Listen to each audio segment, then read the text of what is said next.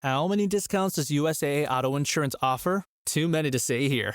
Multi-vehicle discount, safe driver discount, new vehicle discount, storage discount, legacy. How many discounts will you stack up? Tap the banner or visit usaa.com/auto discounts. Restrictions apply. It's tax season, and at LifeLock, we know you're tired of numbers. But here's a big one you need to hear. Billions. That's the amount of money in refunds the IRS has flagged for possible identity fraud. Now here's another big number, 100 million.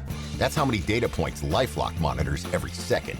If your identity is stolen, we'll fix it guaranteed. One last big number, save up to 40% your first year. Visit lifelock.com/podcast for the threats you can't control. Terms apply.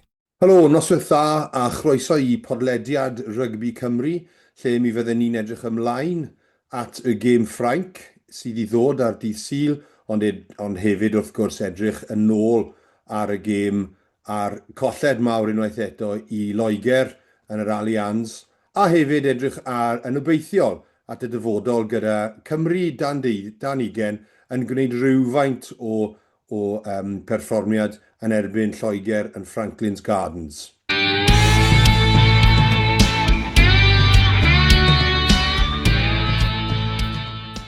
Gadewch I ni ddechrau ac hyn o'ma mae dyn ni 2 dyn dwl yn y cell cosp, ond gobeithio fe gewn ni mwy o effaith na rhai penwythnos diwethaf. Noswaith dda I ti, Andrew. Noswaith dda, Daf, sy'n oed ti? Iawn, oce. Beth yw teimladau chi dros yn adlewyrchu ar y gêm mawr diwethaf yn erbyn Loegr? Yn ffodus, sa'n credu bod lot o bethau positif I ddweud. Cafon ni ei drechu'n eitha cyfforddus yn anffodus. Y peth gweitha yw meddwl pawb yn disgwyl yna. O'na rhyw rhan o fi yn meddwl cyn y gêm. Os ni'n sgorio gyntaf, falle bydd rhyw siawns o fel taro nhw yn gynnar, ond fi'n meddwl esgusodwch fi. Fi'n meddwl nath y gêm jyst chwarae mas fel y pawb yn disgwyl a pawb bod yn pryderu mynd I ddigwydd. Beth chi'n meddwl am y gêm? Fi'n credu chymod yn lot o WhatsApp groups nes I roi rhyw fath o sgôr, a fi'n credu nes I dweud rhywbeth fel 46 I 18 neu rhywbeth, yn obeithiol rhywfaint.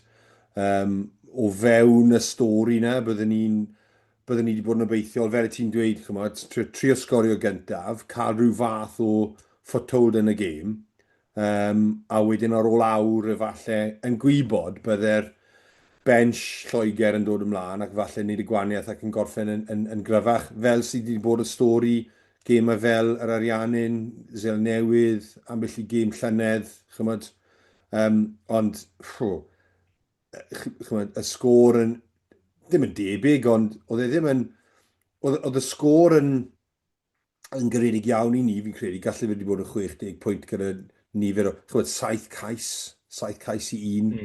So mae hwnna'n ystadegau gwael iawn. O fewn hwnna, fi'n credu oedd yn gêm dda I wylio, os o'ch chi'n neutral. Oedd y gêm ddim llif i'r gêm, lot o cicio. Ni'n mynd I dod at hwnna nawr, ond chymod, trio adlewyrchu a ganolleiddio fe, chymod, oedd e'n eitha depressing, really, ond byddwn ni'n meddwl, mae rhaid rhywfaint gwneud ymdrech I wella 3 elfen o'r gêm. O'n I wedi meddwl am os o'n I wedi gallu gwella'r disgyblaeth, chymod, the ideal world of y disgyblaeth, y gwrthdrawiadau a'r gêm cicio. Fi'n credu mae'n anodd iawn I gwella'r 3 na gyda'r carfan sydd gyda ni, ond o leiaf gyda'r disgyblaeth, y ffordd wnaethon ni roi ciciau cosb I ffwrdd yn gynnar yn y gêm, o'n I ddim o dan pressure.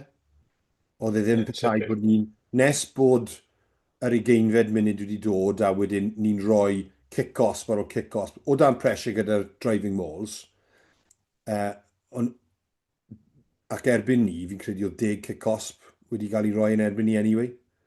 Oedd y 3 neu 4 cyntaf yn sloppy. Fi'n credu oedd rhywun ar Twitter wedi rhoi cymhariaeth rhwng, fi'n credu taw Chesham oedd yn codi Pepper neu falle ffordd all rownd, ond wedyn Daf Jenkins yn codi beard ac Yeah. oedd rhywun wedi gwneud y cymhariaeth. A i fod yn oll os, o'n i'n meddwl, be fi'n ei mae un yn amlwg yn penalty, a mae un arall yn eitha old school, a eitha streetwise amdano fe. Ie, oedd yn neidiwr, ond oedd e ddim amlwg fel wnaethon ni, chymod? Na, yn sicr. Yn meddwl oedd yn diddorol, siŵr o fod ni'n mynd i siarad am gêm dan ugain nos Wener, ond nath nhw trafod am meddwl hanner amser, nath tîm Lloegr dan Dafydd rhoi lan rhyw 8 kick-osp yn y hanner gynta, a nhw'n trafod nes oedd y gêm na bod 10 yw'r rhif ideal, a wedyn fel yn dweud yn hanner gynta y gêm y dynion a'r ddydd Sadwrn, oedd bron 10 ar ôl 20 munud, sy'n just ddim digon dda i fi. A fi'n meddwl fi'n cymharu tîm Cymru presennol i fel oedd yr Eidal yn chwarae rhyw 5 mlynedd yn ôl. Ond falle mae'n recency bias fan hyn, ond sa'n cofio tîm yr Eidal rhoi lan gymaint o gicio gosb yn y 20 munud gyntaf fel oedd Cymru wedi a dydd Sadwrn. Oedd na weithiau perfformiadau gen yr Eidal ble oedd nhw'n chwarae eitha dda yn yr 20 munud gyntaf, ddim fel blown away fel oedd yn teimlo ar ddydd Sadwrn i Gymru. A fi'n meddwl un positif o fi'n gweld oedd, mae ddim wir yn positif, ond fel chi wedi dweud bod faint Lloegr mod cryf a nath ni ddim cael effaith mawr pryd nath nhw'n dod mlaen, ond oedd y gêm dros o erbyn hynny. Felly i'n meddwl just foot off the gas iddyn nhw. Ond fi'n siŵr o fod os oedd y faint i troi lan fyna, gallu di bod dros 60 pwynt fyna. Ie. Fi credu pe bai Cymru wedi sgorio mwy o pwyntiau, a pe bai Cymru wedi dangos bod nhw'n beryglus o amgylch y cae mwy, bydde mwy o dwysedd yn y gêm o ran beth oedd rhaid i Lloegr wneud. Achos o'n nhw wedi gwneud lot o camsyniadau, esgeilus, really.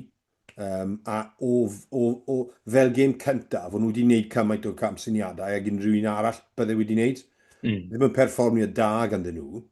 A rhywun yn sgorio hat-trick mewn gêm rhyngwladol, fel nath Arundel, bydde'r hat-trick na ddim wedi ymddangos ar highlight reel unrhyw un. Dab downs oedden nhw, i bob pwrpas.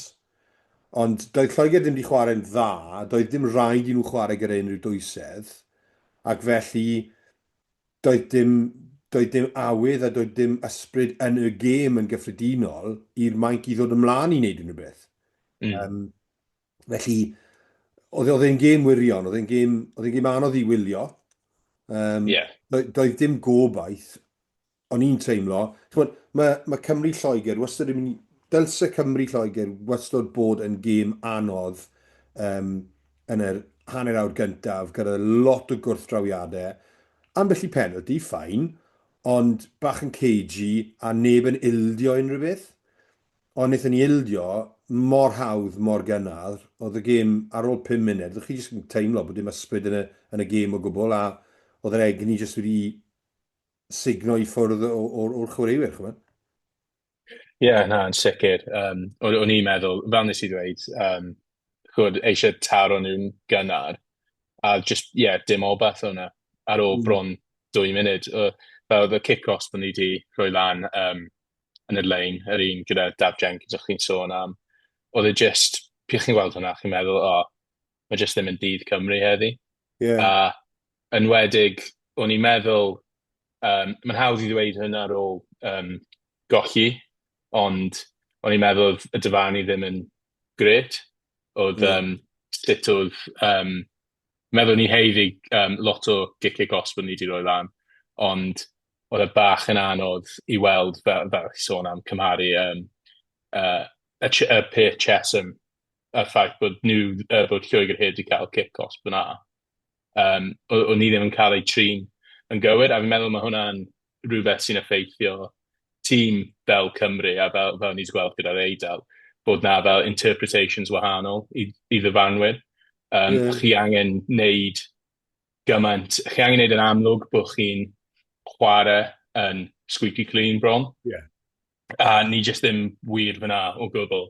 A fi'n pryderu hefyd os mae'n y gêm nawr ymhen yr wythnosau nesaf, os mae yna sefyllfa fel na, ble ni'n agos mynd mewn i fel 20 munud olaf, ni'n mynd i dioddedd o'r ffaith fod trwy gydol y pencampwriaeth, ni falle mynd i bod yn chwarae ar yr edge, ble ni'n tîm sy'n wastad trwy lan gymaint o giciau cost. Mae'n mynd i effeithio ni mewn gêm agos yn y dyfodol. Ie. Un elfen arall fi'n teimlo sydd un ardal o'r gêm o'n i'n becso am ac yn peri gofid am oedd y gwrthdrawiadau ar ardal y dacl. Chymod y ffaith bod ni ddim yn cario'n drwm iawn, o'n i ddim wedi pigo'r reng ôl oedd yn mynd i gystadlu mewn fel am.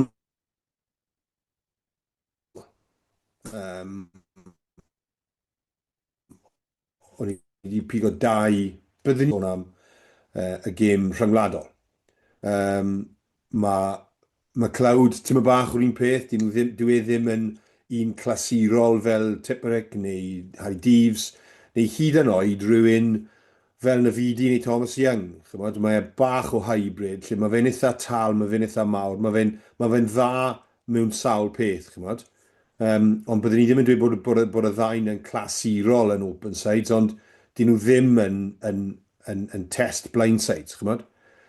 So i roi y ddau yna, o'n i'n teimlo bod ni ddim gyda y cydbwysedd yn y reng ôl. Oedd tîm bach o trafodaeth yn y wasg, a ni ddim yn gwybod os o'n nhw'n gwybod rhywbeth, neu yn amlwg o'n nhw jyst yn dyfalu, bod nhw'n mynd i ddewis neu lle Daf Jenkins neu Rhys Davies ar y blind side, i gael bach mwy o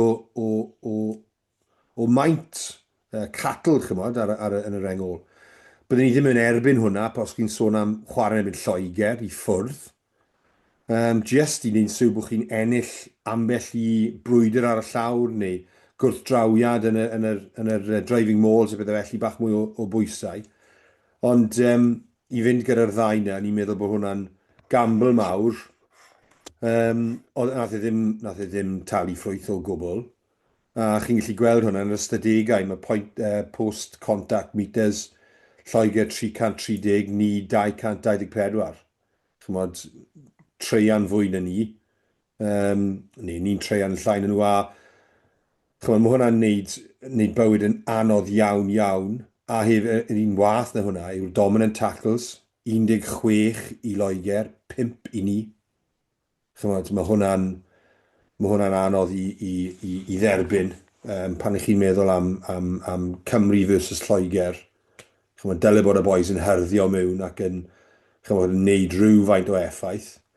A wedyn line breaks 12 nhw a 6 i ni. A probably y line breaks fyna, byddwn ni'n dweud oedd Zamet yn gyfrifol am hanner o'r reina, gyda ambell i rediad fe. Wnaethon ni cario'r bel 88 ac nhw cario'r bel 121. Wel, unwaith bod chi'n ildio yr ystadegau yna, mae'n mynd i fod yn anodd iawn i gyrraedd y rycs ar y trod flaen, i wneud effaith yn y rycs. A wedyn chi'n ildio penalties a bod cam sefyll a... So mae rygbi'n anffodus i rai, mae'n y 2 elfen o rygbi, yw pobl ddim yn hoffi ar un o bryd, a hwnna yw yr gwrthdrawiadau, the collisions, a'r gêm cicio. A wnaethon ni colli'r gwrthdrawiadau. Be chi'n meddwl am y gêm cicio ni? A nhw? Wel, fi'n meddwl oedd sa'n siŵr be i fod yn onest. O'n i'n disgwyl bod yn mynd i fod yn gêm lle os o'n i am gystadlu mewn unrhyw ffordd, bydd angen i ni gicio'r bil lot. A fi wedi gweld lot o bethau fel Twitter, ble mae pobl wedi rhoi comments a ddweud bod erbyn Ffrainc ni angen stopio cicio a canolbwyntio ar gêm rhedeg sydd ddim yn mynd i weithio o gwbl. Yn sicr yn erbyn tîm fel Ffrainc. Ond, ie, fi'n meddwl o'n i'n siarad gyda ffrindiau, oedd George Ford bron wedi cael armchair oed, fi'n meddwl, ar y degau, oedd y gêm wedi cael ei chwarae fel yn union bydd rhywun fel George Ford eisiau'r gêm gael ei chwarae, a oedd e bron yn hawdd iddo fe ar degau. Ond o'n i'n meddwl oedd Rhys Amet wedi chwarae yn mor dda a mae'n posib chwarae mewn gêm fel yna. Yeah. And Go on, sorry. Jyst yn wedig wrth ystyried sut mor wael oedd Gymru yn y hydref o dan y bêl uchel a gyda Blair Murray yn chwarae cefnwr, mae'n well. Fi'n gwybod mae Rhys Amet wedi bod yn chwarae cefnwr lot tymor yma, falle ddim y cefnwr mwyaf naturiol, ond o'n i wedi gweld lot mwy o obeth yn Rhys Amet na Blair Murray yn y hydref.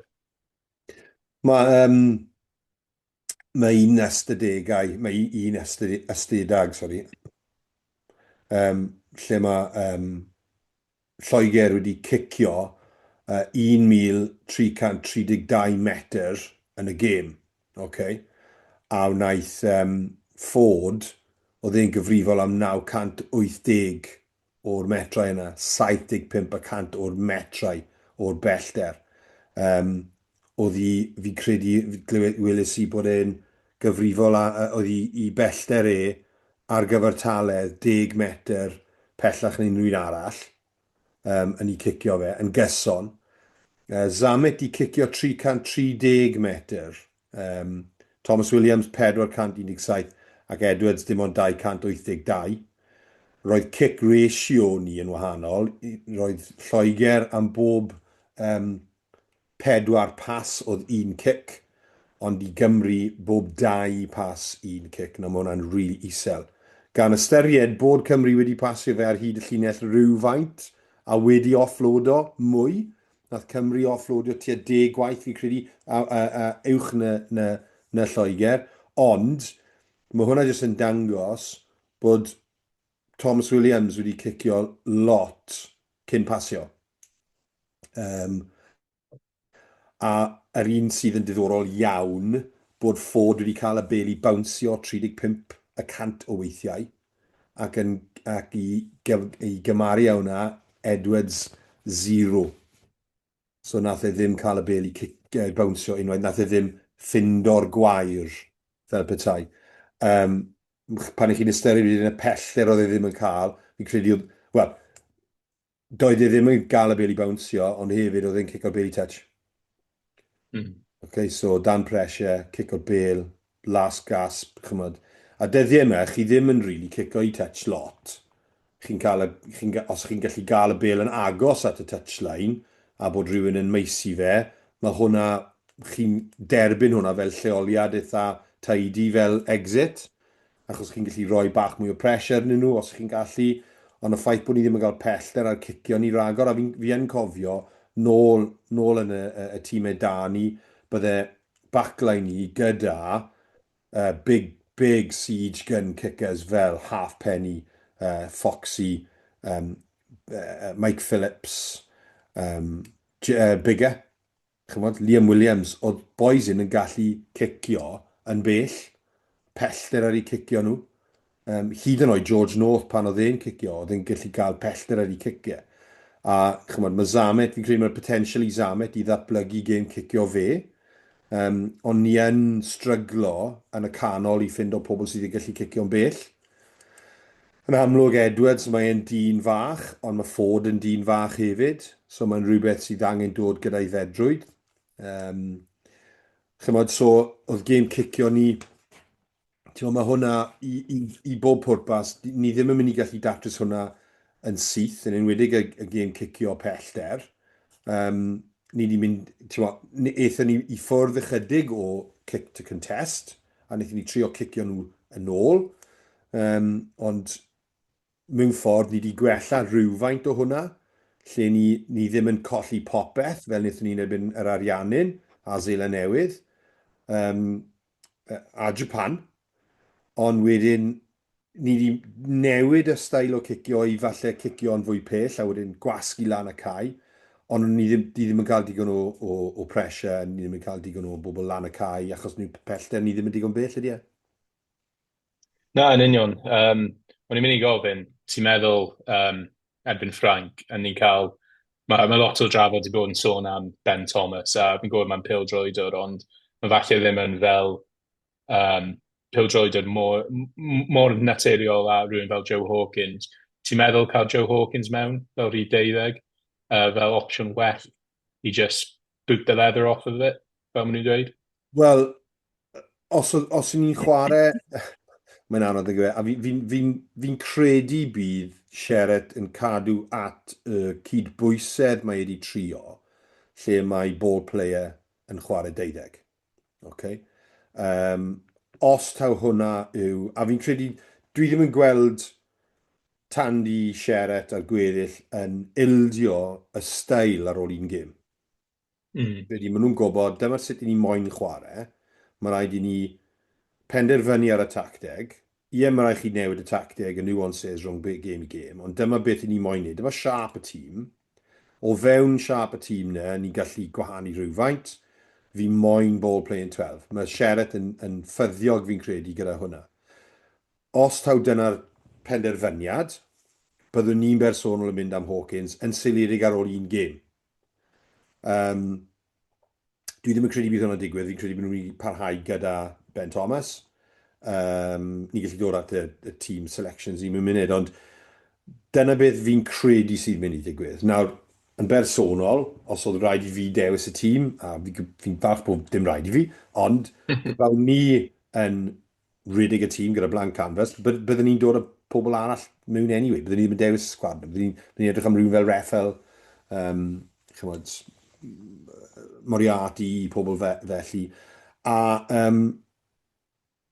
byddwn ni ddim yn chwarae'r fath o balance na, falle, ar adeg hyn. Ond wrth gwrs, nid fi sydd yn penderfynu'r meddylfryd a'r athroniaeth tu ôl y ffordd i hyn. A fi'n credu mae'r athroniaeth a'r teimladau yna yn mynd i aros yn gyson, a maen nhw'n mynd i parhau gyda'r balance yna, gyda Edwards a Thomas fi'n credu.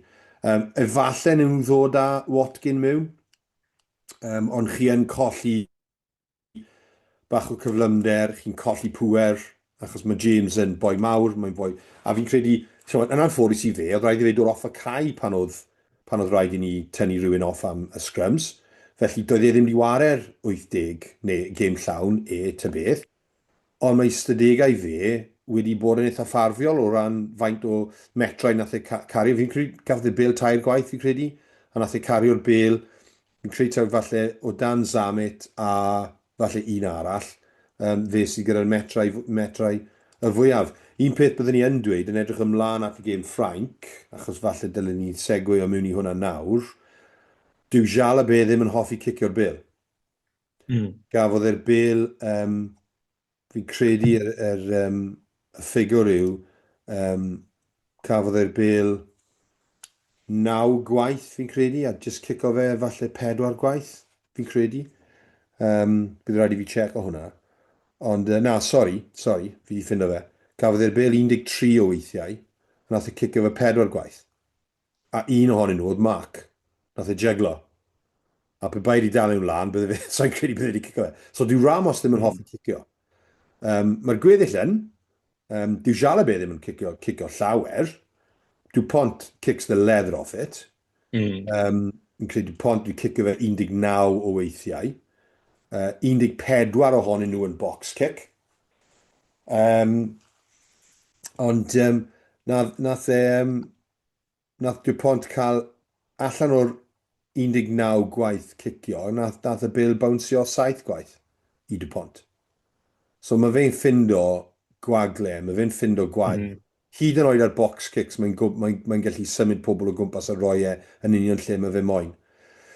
So mae ymrywiaeth enfawr gyda sawl person sy'n cicio yn tîm Ffrainc, a sut maen nhw'n cicio. Maen nhw'n defnyddio grubbers, maen nhw'n cicio ar draws cae, mae box kicks dyn nhw, maen nhw'n cicio hir, long and on. So mae'n sawl ymrywiaeth gyda nhw, sydd yn codi pryder i fi am y ffordd maen nhw'n gallu cicio. Ond mae rhaid i Cymru jyst bod yn manwl gywir. Mae yna gwahaniaeth rhwng chwarae yn Paris a chwarae ffwrdd yng Nghymru. Ond, chymod, gallai hwn mynd yn wael iawn i Gymru, achos fel fi'n deall, mae'n rhywbeth fel 10,000 o tecynnau heb cael ei werthu eto, neu falle mwy. Ie, fi wedi glywed debug hefyd. Ie. Mae'n Meddwl, just sôn hefyd. hefyd. Rhoi golau arall, fi'n credu. Just sôn hefyd am y cicio, mae'n mynd i fod yn gêm bwysig i Rhys Samet hefyd, gyda sut profiad yw i fod yn cefnwr oherwydd. Fel chi'n dweud, mae'n ddim yn cico lot o'n i bai am Dupont, ond chwaraewr fel Jari Ben, caru chip and chase yn enwedig erbyn am ddiffyn sydd probably ddim yn set. So mae'n mynd i bod yn tasg anodd i Rhys Samet DCL a falle i raddau Thomas Williams fel sweeper i just sicrhau bod ddim wir opsiwn fyna i Jari Be wneud be mae'n wastad wneud i bod yn top 14 yw just fi'n pryderu hefyd gallu fe fod yn just absolute just clean sweep bron gyda sut maen nhw'n chwarae maen nhw heb di mynd mor gryf a gallu nhw mynd, ond ar un adeg mae gymaint o dwysedd yn tîm Ffrainc ar hyn o bryd bod mae ail tîm Ffrainc dal yn tîm dda, a mae dal chwaraewyr arferchol hwnna fel Dupont yn amlwg. Beth chi'n meddwl yw yn ei fod y sgôr DCL? O'n i'n mynd i ddweud, un peth arall diddorol, mae Beli Biari cico'r bel 4 gwaith, chip and chase. A mae fe'n gallu neud e top speed. So mae hwnna'n mynd i fod yn anodd. Y sgôr di Sadwn, hoffwn i feddwl bod ni'n gallu cadw fe am awr. Chymod, y tuedder yw what France will turn up fe, chymod. Rai fi cadw hwnna'n. Ond mae Ffrainc yn dieddol o colli diddordeb weithiau yng nghanol gemau. Wnaethon ni weld hwnna gyda Iwerddon. Beth bynnag sy'n digwydd gyda Cymru. Fi'n gobeithio wnaeth Cymru dod mas and they come out swinging. A fi'n credu mae rhaid i nhw. Mae rhaid i nhw. Chi ddim yn gallu bod mor insipid a gwan a wnaethon ni yn y 5 munud gyntaf, y 10 munud gyntaf, dim tan oedd dim, angerdd oedd dim, awydd i wneud unrhyw beth. Os ni'n rhoi ciciau cosb i ffwrdd am high shot neu rhywbeth, falle twp yw e, pethau fel escort yna, y nonsens yna gyda'r llinell, y driving maul, y lifter, pethau bach fan, maen nhw'n cheap, that's a cheap 50 metres down the field, chymod. Heb unrhyw casualty, chymod. So, fi'n credu mae rhaid i Cymru dod mas gyda brwdfrydedd. Mae rhaid nhw herddio mewn i nhw, fel ti'n dweud, mae rhaid i gael penalty cynnar. Chymod, hefyd, o'n i'n meddwl bod e'n really stupid. Chi yn Twickenham, i ffwrdd, mae penalty, kickable penalty gyda ni, a ni'n mynd am y cornel, yn gynnar yn y gêm. Yn bersonol, dylen ni, a fi'n credu mae hwnna wedi dod o'r stands, achos doedd Cymru ddim yn dewis i cicio i pist yn yr hydref. So mae rhaid i ni dechrau'n gryf, mae rhaid i ni dechrau gyda angerdd.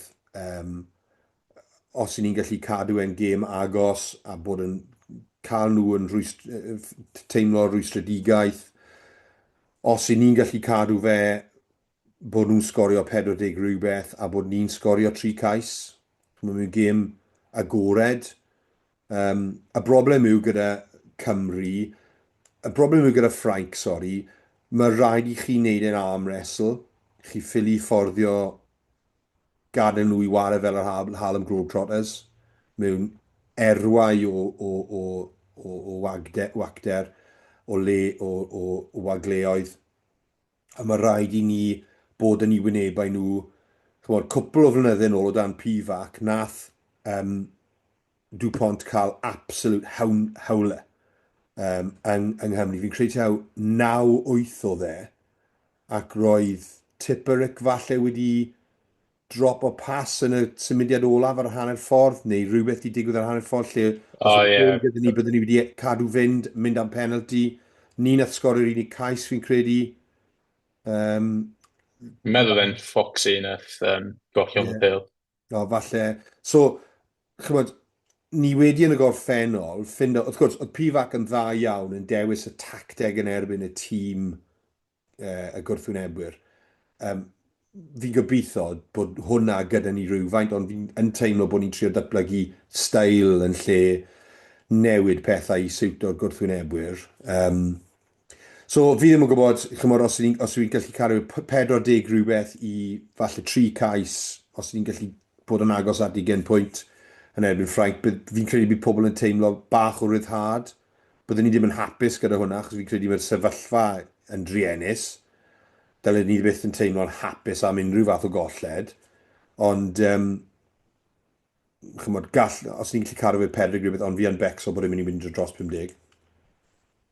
Di Saro? Ie, na, fi'n cytuno yn ffodus. Ni'n meddwl, os ni'n gallu cadw o dan 50, bydd hwnna'n just, sa'n meddwl i ddweud yn dda, ond sgorio cwpl o ceisiau, bydd hwnna'n dda hefyd. A just caniatau bod rhyw fath o ysbrydoliaeth, mynd mewn i gêm yr Alban, oherwydd fi'n meddwl, mae Alban bach yn bogey tîm, ddim ond i ennill unwaith yn Caerdydd am fel 20 mlynedd diwetha. Ar ôl colled yr Eidal. Fi'n meddwl hyd yn oed os ni'n perfformio'n dda erbyn Loegr, mae hwnna'n falle, os ni'n perfformio dda yn erbyn Loegr penwythnos yma, mae hwnna'n bron, fel ni'n dweud, cup final iddyn nhw. A falle ni'n gallu chwarae nhw wythnos nesaf, trio targedu gêm hwnna. A trio just, spoil the party, fel ni'n dweud. Ond just rhywbeth i geisio ysbrydoli y carfan yn gyfan, just cwpl o patrymau neis, fi'n meddwl, a just cyd gwybod beth yw plan, i fod yn onest, a gobeithio cadw efo dan 50 pwynt. Cyn i ni symud i dewis y tîm, beth byddwn ni'n gwneud, dewch i ni troi at ymdrechion Cymru dan 20 lan yn Franklin's Gardens, wrth gwrs ennill hanner gyntaf hollol wahanol i hanner cyntaf Cymru ar y dydd Sadwrn, ac yn ennill ar y blaen 11-0. A popeth yn mynd o blaid Cymru mewn ffordd ac yn mynd, chymod, perfformio yn union fel o'n i'n gobeithio bydde tîm llawn, tîm dynion yn chwarae. Beth oedd teimladau ti, Andrew, ar hanner amser?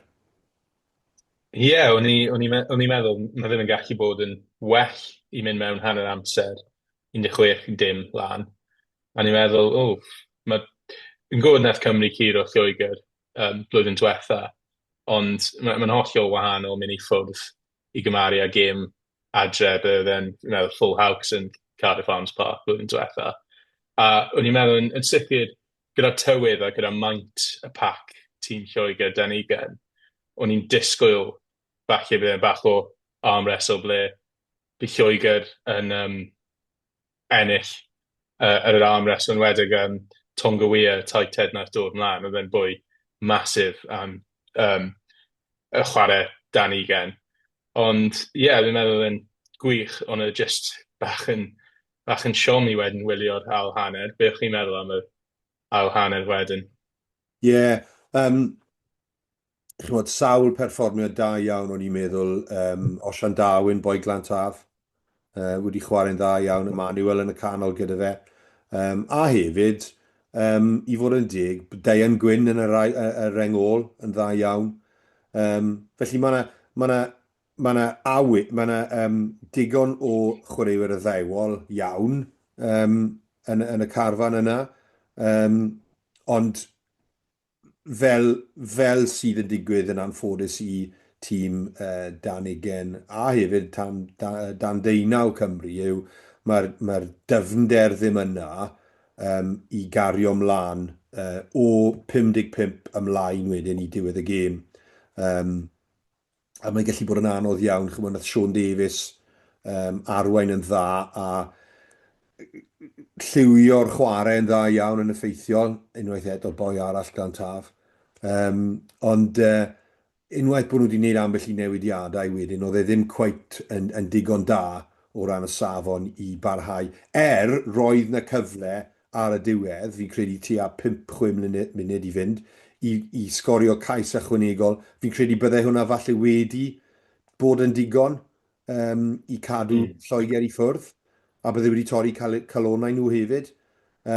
So, oedd e'n, chymod, fi wastad yn mwynhau gweld y tîm Danigen yn chwarae noson gynt, a pan maen nhw yn wneud, wrth gwrs, llynedd, wnaeth nhw curo Loegr. A mi'n credu mae yn wneud gwaniaeth i boes ifanc bod ni'n chwarae gartref. Mae tîm Danigen yn dda iawn eleni, ond mae boes ifanc Cymru wedi wneud yn dda iawn yn erbyn boes 4 ar 15 Ffrainc llynedd i ffwrdd yn yr haf. Felly ni'n cael gap rhywfaint ar un o bryd. Ond y broblem yw cynnal hwnna a cael digon o chwaraewyr o fewn y carfan i godi safon ac i cynnal y safon yna. Yng Nghymru mae dyn ni boes fel Tom Bowen a pob boes felly, a boi Emmanuel yn y centre. Maen nhw'n mynd i fod yn chwaraewyr da iawn dros Cymru yn y dyfodol, a ni'n mynd i gweld nhw, ni'n gwybod amdanyn nhw, ond mae angen ni ffind o'r boes arall hefyd i gefnogi hwnna. So, fi'n obeithiol am perfformiad da unwaith eto i Gymru. Fi'n credu nhw'n chwarae'n Gaerdydd eto, dyn nhw? Fi'n credu. Fi'n meddwl ambell gêm falle yn Casnewydd, ond Ond bydd hwnna'n neud gwahaniaeth mawr, fi'n credu. A fi'n credu ni wedi dioddef yn anffodus lan yn Parc Eirias, a bydd y Nick yn cysau fi dweud hwn, ond oedd e ddim yr un peth, oedd chi ddim yn gallu cael pobl lleol, y clybiau lleol o'r boes i gefnogi a gwneud sŵn a codi ysbryd yn yr un modd a chi'n gallu, achos mae Parc Eirias, mae'n bell i ffwrdd o'r cae, o ymyl y cae, a chi ddim yn cael y torfoedd mawr, a dyna'n amlwg pan maen nhw wedi symud nôl i wneud yn llefydd fel Rodney ac yn y Canning Park. So fi'n gobeithio newn nhw dda yn erbyn Ffrainc y gêm nesaf. Ydy e'n syniad nawr bod ni'n symud ymlaen felly i gêm Ffrainc. Ni wedi wneud rhywfaint ohono fe, ond falle dechrau gyda'r tîm byddwn ni'n dewis? Yn sicr. Mae'n mynd i fod yn anodd i gymharu â tîm byddai, fel ti wedi sôn am, gyda chwaraewyr fel Ross Moriarty sydd ddim yn y garfan, bydd well gen i weld rhywun fel fe chwarae. Ond fi'n hapus dechrau a gweld sut mae'n gymharu a beth bydd Tandy'n dewis. Ond yn y front row byddai'n mynd am Nicky Smith, Dewi Lake a Thomas Francis fel just bod na profiad fyna yn tighthead gyda Thomas Francis. A fi wedi gweld bod wedi bod yn gwneud media duties o'r wythnos yma, felly siŵr o fod mae fe yn mynd i ddechrau. Pwy sori? Dechrau gyda... Thomas Francis, wedi bod yn gwneud media duties. Nawr, fi'n credu mae e'n mynd i switcho'r props. Okay? Oherwydd y turnaround. Okay? Oherwydd y ffaith bod carfan Cymru, ni'n gallu cydnabod bod y dyfnder ddim gyda ni, fi ddim yn credu bod ni'n gallu fforddio anafiadau a wedyn mynd at y trydydd prop. Felly fi'n credu mae e'n mynd i... Dwi ddim yn credu bod bydd e'n llosgi'r props cymaint. Fi ddim cweit yn siwr. So fi'n credu bydd e'n dechrau gyda Carey yn lle Nicky Smith. Yr unig peth falle bydd yn newid hwnna yw bod Nicky Smith wedi cael 10 munud o gorffwys yn gynnar yn y gêm, felly doedd e ddim wedi mynd mewn i'r coch os licwch chi, chymod? Ond fi'n credu bydd e'n dechrau gyda Carey, Dewi Lake, a wedyn dechrau gyda Thomas Francis, achos o Thomas Francis yw'r off the bench yfe. So fi'n credu maen nhw'n mynd i alternate o'r props trwy'r tournament i trio cael nhw at y diwedd heb unrhyw anafiadau. Achos mae props yn rhywle... Os ni'n cael anafiadau rhywle arall, mae'n mynd i fod yn anodd, ond os ni'n cael props, os mae anafiadau i props ni, Gareth Thomas yn dda iawn fel lwsed mae wedi profi yn y gorffennol. Mae'n dod nôl o anaf, so mae Gareth Thomas yn mynd i fod yn good deputy, beth bynnag sy'n digwydd. Ond fi yn becso bod ni'n yn wedi gael y tight dead bod rhaid i ni wneud yn sy'n bod y ddau yna, achos bod ni wedi colli Azarat i'n barod, nid ni? Ie. Mae Sam Wainwright wedi bod yn... Sam meddwl bod wedi dechrau gêm i Caerdydd fel enni. Felly ti ddim wir eisiau chwaraewr fel Sam Wainwright yn erbyn yr Alban yn wythnos nesaf. Neu dod off y fainc. So fi'n credu Thomas Francis i ddechrau y tro hyn, a wedyn falle bod nhw'n edrych ar sut mae'n edrych, achos mae yna short y turnaround wedyn agos achos mae'n gêm di Sul. Mae rhaid i nhw cymryd nhw'n mynd ystyried, bod dim teithio yr wythnos paratoi yna. So ail reng, beth bydde ti'n neud? Wel, o'ch chi'n sôn gynharach am falle Daf Jenkins neu Rhys Davies fel blindside o sybrydion cyn gêm Loegr. Nes i ddim clywed unrhyw beth amdano hwnna, ond fi'n meddwl na Daf Jenks chwarae 6 yn erbyn Ffrainc 2 blynedd yn ôl pryd nhw yn y Principality. A so, ar ôl hwnna, fi'n meddwl falle, bydd werth wneud. Falle cadw y Daf Jenks a Adam Beard, ond falle byddai'n mynd am Rhys Davies, bydd 6 fyna. Oherwydd, sa'n siŵr pam wrth Rhys Davies ddim ar y fainc ar y penwythnos. Be bych chi'n mynd am, Daf? Byddwn ni'n mynd am Daf Jenkins a Beard, ail reng. Fi'n credu mae'r problemau sydd gyda ni yw ddatrys trwy paratoi, analeiddio a ceisio mynd eto yn edrych na wneud newidiadau. Byddwn ni'n cael Rhys Davies ar y bench i chwarae, a wedyn yn y reng ôl, yn bersonol byddwn ni'n mynd gyda McLeod fel 7, Wainwright, a wedyn dod y Cracknell mewn, fel y traddodiadol, blindside traddodiadol. Byddwn ni ddim yn surprised pe bai yn mynd gyda Cracknell. Fi'n credu mae rhaid i Cracknell dod mewn, fel big hitter. Wrth gwrs, mae Loegr yn dda yn cario'r bêl, ond mae Ffrainc yn well unwaith eto, llawer fwy pwerus a fwy peryglus. So mae rhaid cael rhyw stop yna i wneud job. Y dyn caled, Wainwright, byddwn ni'n surprised pe bai yn mynd gyda man open side. A i fod yn ollol honest, it's a bit of flip the coin pwy chi'n rhoi McLeod neu man, achos mae man yn rhoi mwy... Mae nhw'n defnyddio man yn y lein llawer fwy na McLeod. Ac felly mae'n rhoi rhywfaint i ni fanna. Dyw ddim yn gallu cario yn effeithiol fel McLeod. Nid bod McLeod yn cario'r trwm iawn, ond chymod oedd McLeod mas ar yr edge, chymod fel person unwaith. Ond fi'n gweld falle yn defnyddio a cadw ffydd mewn man am yr elfen y llinell, really. Achos mae yn defnyddiol. A mae'n threat, fel line-out option. So, os ych chi'n rhoi, dyw Cracknell ddim cystal yn y line-out, so os ych chi'n rhoi Cracknell am y Cloud yna, sydyn, right, chi'n pwtogi faint o threats mae'r gwrthwynebwyr yn mynd i gweld yn y line. So, dyna beth byddwn ni'n neud yn y back row. Beth byddai ti'n neud yn y rengol? Byddai siŵr o fod meddwl gyda Rhys Davies 6. Probably Josh McLeod 7 ar yn Wainwright 8 yw ban fi, ond hefyd fi yn cytuno bydd angen rhywun fel Cracknell. Yn sicr, fi'n meddwl falle bydd werth cael rhywun fel Botham ar y fainc. Meddwl mae Harry Deed yn chwaraewr really dda, ond i fi'n gweld fel chwaraewr sy'n naill ai ddechrau neu just ddim yn y 13. Oherwydd mae'n proper fetcher 7.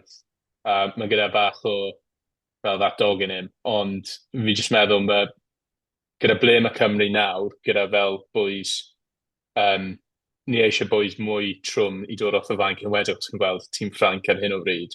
Gyda fel Miapo a Flamon yn dod off y fainc. Mae'n mynd i fod, os ni rhywsut mewn y gêm gyda 20 munud i fynd, bydd ni angen dod â boys sy'n gallu stopio boys fel na. A granted, mae Harry Deeves sicr lan am hwnna, ond fi'n meddwl mae bron werth mwy ar y fainc o gael chwaraewyr sy'n bron gallu chwarae draws rhengol. Yeah. I fi, mae'n bach yn toss-up o byddai'n gallu weld werth dechrau Harry Deves yn sicr mewn gemau i ddod yn y pen campwriaeth. Ond fi'n meddwl na i fynd Rhys Davies 6, McLeod 7 a Wainwright 8. Pan ni'n edrych ar yr dominant carries a gain line success, mae un o'r neu ddangos chi neu rannu gyda ti yr ystadegau gyda chwaraewyr yng Nghymru a sydd ar gael i Gymru. Just y chwaraewyr sydd yng Nghymru. A gesiwch pwy yw'r ail reng sydd gyda'r fwyaf o gainline success fel cariwr gyda'r bêl yn ei ddwylo. Yr ail reng gorau i cario'r bêl yng Nghymru. Sydd yn chwarae yng Nghymru? Neu... Chwarae yng Nghymru hyd yn hyn, Hugh Sutton. Oh, wow, okay. So mae Hugh Sutton gyda gainline success o 67%, a mae gyda dominant carries percentage o 60. A wedyn mae Ryan Smith, yn amlwg dwi ddim yn gymwys i ware, a wedyn y drydydd, mae hwnna'n dominant carries. So mae dominant carries, percentages, Hugh Sutton 60%. Ryan Smith 36% yn ail. So mae Hugh Sutton yn bell o flaen. Unrhyw'n arall o ran dominant carries, ac yn drydydd yw Rhys Davies 33%. Wedyn gainline successes, mae dydy Hugh Sutton, wedyn Matthew Screech. Wedyn mae dyn ni 3 person sydd ddim yn gymwys i Gymru, Ryan Smith, Max Douglas, Josh McNally. Wedyn Adam Beard wedyn, chwarae mas yn Ffrainc, ond fi'n credu mae cynnwys i ystadegau fe dros Cymru. Seb Davies, Ben Carter, Daf Jenkins, George Knott, Sam Lowsey, wedyn Jake Ball. So mae Jake Ball gyda dim ond 39% o gainline success o'n cario. A mae yna pobl yn galw amdano fe i ddod nôl mewn i tîm Cymru. Mae dominant carries fe 12%. So, ystadegau Jake Ball ddim yn uchel. Freddie Thomas, 37% gainline success. A wedyn 25% dominant carries. Falle bydd Freddie Thomas nôl mewn, mae anaf y gêm gyntaf, falle bydd yn cael ei cynnwys, fi ddim yn gwybod, ond mae jyst yn dangos i chi fyna bod dim gyfoeth gyda ni o ran ail reng sy'n cario yn effeithiol ac yn gryf. Gan ystyried beth yw effeithiolrwydd pobl fel Chesham a Gitoji, a fel ni'n dweud Oradwr a Olifon. Mae boys yn lefel arall. A welson ni hwnna, Ffrainc yn erbyn Iwerddon. Lle nath nhw'n edrych, nhw'n neud i gwyddel i edrych fel plentyn bach. Game arall. Felly, dyna'r pac. Beth chi'n meddwl? Halfbacks, Thomas Williams. Fi'n credu ni'n gallu cytuno bod Thomas Williams yn dechrau i Gymru. Beth am y maswr? Byddech chi'n cadw gyda Dan Edwards neu newid bod Costello nôl yn ffit? Byddai'n cadw at Dan Edwards herwydd fi'n meddwl yn gallu dadle bod Dan Edwards bron yr incumbent rhif 10. A does ddim werth ar hyn o bryd newid hwnna. Fi'n meddwl falle bydd County Costello rhywbryd, ond ar hyn o bryd fi'n meddwl just cadw e fel ma'n naw. Beth chi'n meddwl? Cadw Dan Edwards, ond nhw'n yn siomedig bod nhw ddim wedi dewis Costello ar y fainc yn Twickenham, achos Edward Costello yn ifanc, erbyn nawr, mae anafiadau wedi effeithio fe, ond mae yn dyn eitha profiadol, mae wedi chwarae yn Leicester Tigers, mae wedi dod nôl, mae wedi bod yn dda iawn gyda Scarlets ar ôl yr anaf yn yr Hydref. A o'n i'n gallu gweld bod y Scarlets wedi colli fe yn y gemau Derby, a maen nhw ar ei gorau pan mae fe'n chwarae ac yn dechrau. A ni gwelson ni hwnna yn gemau Ewrop y Scarlets. So ni siomedig bod e ddim o leiaf ar y mainc. Dan Edwards, chymod, fe yw'r prosiect, a mae ceiling fe yn uchel iawn, a fi'n credu mae rhaid i nhw rhoi cyfle iddo fe. Y peth triennus rili yw bod dim rhywun just i fas fel Roberts neu Davies neu chymod, rhywun sydd yn brofiadol wrth i ymyle, neu Hadley Parks, wrth gwrs. Rhywun fel yna. Beth am y canolwyr de? Beth byddwch chi'n neud? Wel, fi wedi sôn yn gynharach, mae elfen o fi yn meddwl falle os mae'n werth. Fi'n meddwl mae Ben Thomas yn chwaraewr really dda, a wedi dangos fe i Gydydd, ond mae gymaint o sôn am, mae gymaint o fel pwysau arno fe ar hyn o bryd. Falle mae'n werth rhoi rhywun fel Joe Hawkins mewn, fel rhif 12, sy'n... Maen nhw'n chwaraewyr debyg i raddau, ond maen nhw'n chwaraewyr wahanol, a fi'n meddwl mae jyst yn cynnig rhywbeth arall. A when fi'n meddwl cadw at Eddie James, rhif 13, beth chi'n meddwl? Dwi'n yn bersonol byddwn ni'n mynd James 12, Watkin 13. Yeah. Right, dyna beth byddwn ni'n neud. Dyw hwnna ddim yn mynd i digwydd. So nhw'n mynd i aberth i'r stael ar ôl un gêm, jyst achos bod pethau wedi mynd yn anghywir. So maen nhw'n mynd i calw ball player 12. Yn bersonol byddwn ni'n mynd gyda Hawkins. Dwi'n hoff iawn ohono fe. Mae'n dweud lot bod Nigel Davies wedi dod yn ôl i Scarlets, a mae fe wedi mynd syth i 12. Falle bod yn ironic bod Costro nôl o ddiar i anna fe, ond dyna lle mae fe ar ei gorau. Mae'n pasio'n dda, mae'n cicio'n dda, mae'n cario, mae'n taclo. Yr unig peth byddwn ni'n dweud am Hawkins yw, odi digon o gymeriad i fod 12 na yn test rugby. Mae angen i chi fod bach yn arrogant, mae angen i chi fod bach yn agresif, mae angen i chi fod bach o alpha male. A ni falle ddim wedi gweld hwnna gan Hawkins eto. Yn sicr wnaethon ni ddim gweld yn y gweilch. Kieran Williams yn cadw fe mas. Yn amlwg oedd Gatland a Pifac yn hoffi fe, a nath chwarae dros Cymru cyn iddo fe cael ei le yn gyfan gwbl yn y gweilch. Nath ddim digwydd cweit iddo fe yn Exeter, ond dyna'i safle fe fi'n credu. A pe bai ni'n gallu gweld fe yn bach fwy hyderus, yn gwthio hunan i'r blaen. Fel wedys i, bach mwy o alpha male yn dod mas. Fi'n credu bod yn gallu bod yn chwaraewr special iawn. Byddwn ni'n... Os oedd rhaid ni wario ball player, byddwn ni'n wario fe. Ac os chi'n wario fe fyna, fi'n credu mae rhaid i chi cadw Eddie James. Dyw Eddie James ddim wedi gwneud dim byd yn anghywir. Hoff iawn o Owen Watkin, a chymod, mae rhaid i Cymru amddiffyn yn well, a fi'n credu os oedd yn y tîm byddwn ni yn amddiffyn yn well, ond chi'n colli rhywfaint o attacking edge na, yn enwedig yn y Sianeli eang na, lle mae Eddie James yn cwlffyn o foi, yn gyflym, ac yn real handful. So fi'n cytuno gyda ti, Hawkins a James. Ddim yn siŵr os mae hwnna'n mynd i ddigwydd, ond fi'n cytuno gyda ti, dyna beth dylse ddigwydd. Beth am y tri all?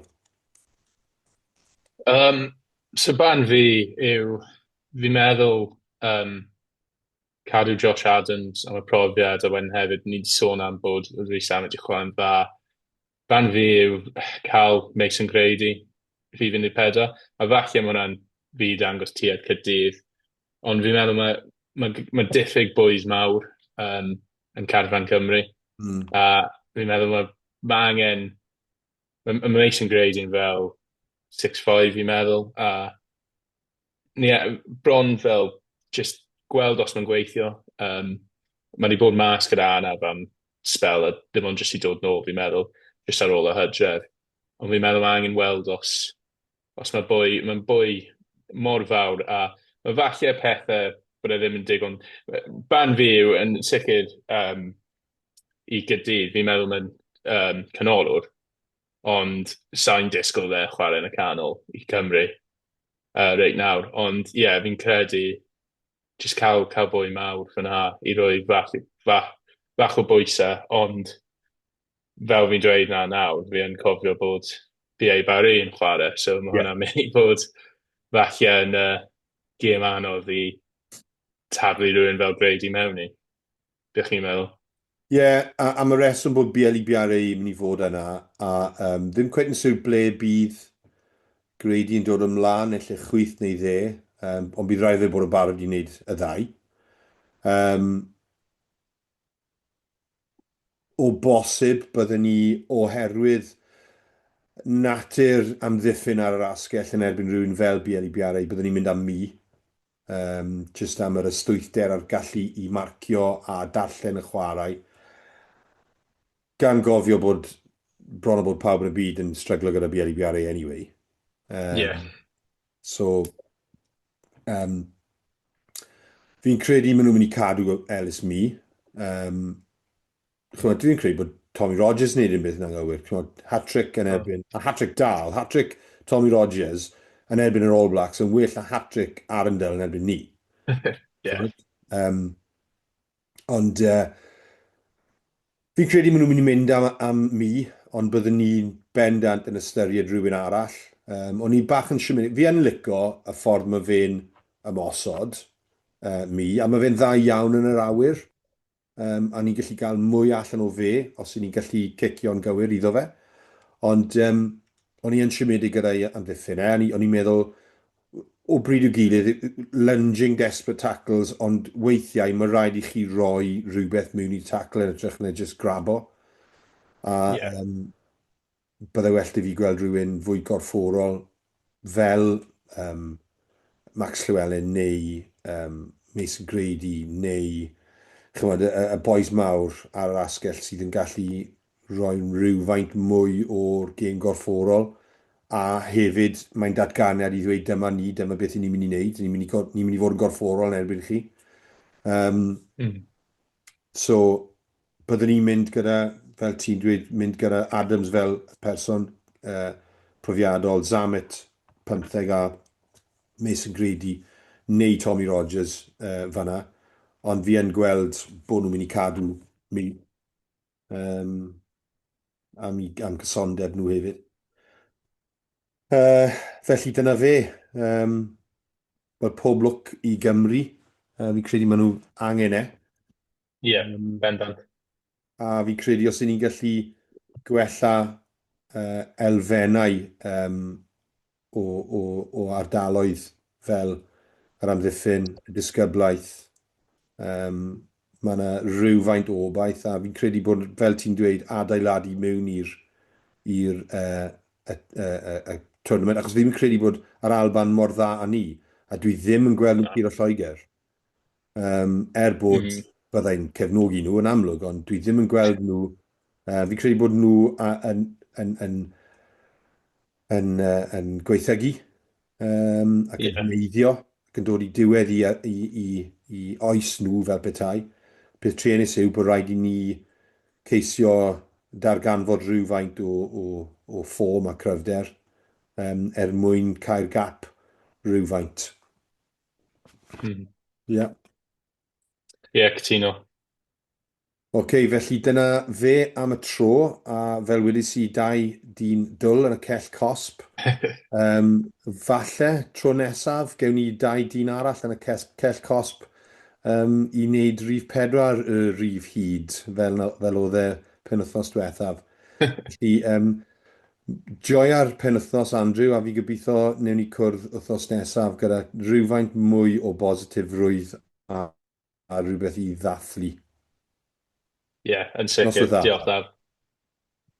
Diolch yn fawr. Nos wrth dda.